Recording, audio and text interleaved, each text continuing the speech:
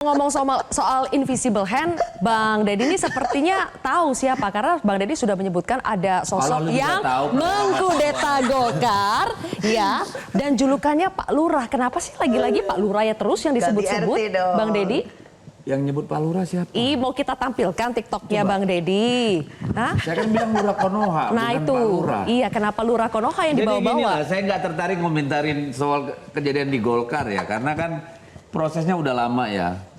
Kita akan mengikuti pada waktu Golkar dan PAN menyampaikan dukungan kepada Pak Prabowo pada waktu itu. Kan sebelumnya kita udah bersepakat bahwa Golkar akan mendukung Mas Ganjar.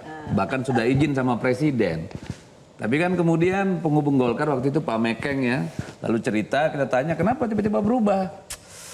Aduh, gak usah kita cerita di sini lah. Pokoknya istilahnya. Kok nanggung, ini Bang? urusannya udah harian ini, jam-jaman gua. Jadi mengerti lah ya, kita mengerti lah pada waktu itu kan. Jadi nggak dipermasalahkan. Lalu ketika kejadian kemarin ya kita nggak terlalu heran. Karena ini kan kalau saya gambarkan sebagai sebuah proses yang sudah cukup lama. Kita nggak usah pura-pura nggak tahu lah. Kan kalau kita buka media aja banyak. Pasti kalau kita klik Pak Erlangga pasti ada urusannya dengan kejaksaan, dengan ini, dengan itu kan pasti muncul. Tapi kan Pak Erlangga sangat loyal loh sama Pak Lurah tadi. Ya saya kan bukan lurah, masa nanyanya ke saya.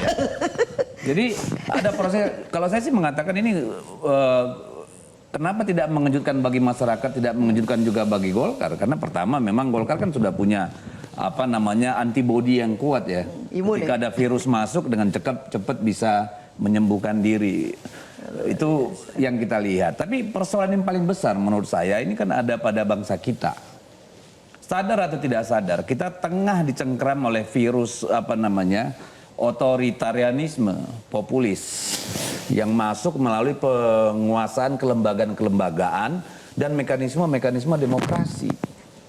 Ini metode bukan metode baru, digunakan oleh Putin, digunakan oleh Chavez, digunakan oleh banyak kepala negara yang dulunya populis dan menjelma menjadi otoritarian.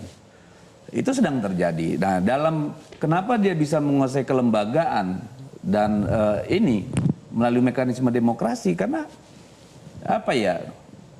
Yang paling utama banyak yang bisa dipertukarkan. Ketika Anda seorang penguasa sudah menguasai kelembagaan, apakah itu aparat penegak hukum, penyelenggara pemilu, apa namanya eksekutif, legislatif, maka tidak ada yang tidak bisa Anda lakukan. Masalah Golkar ini lebih kepada peran penguasa yang sekarang atau penguasa yang akan datang? Nanti ada urusannya itu. Nanti ada urusannya Nanti maksudnya? ada urusannya ya karena dengan penguasa ini baru. adalah power battle. Ya power struggle ya antara yang sekarang dengan yang akan datang dalam pandangan saya. Ada power battle, ada power struggle dong. antara penguasa yang sekarang dengan penguasa yang akan datang. Bang Habib dan juga Bang Panel nanti saya minta tanggapannya, kita jeda dulu pemirsa, kontroversi kembali sesaat lagi.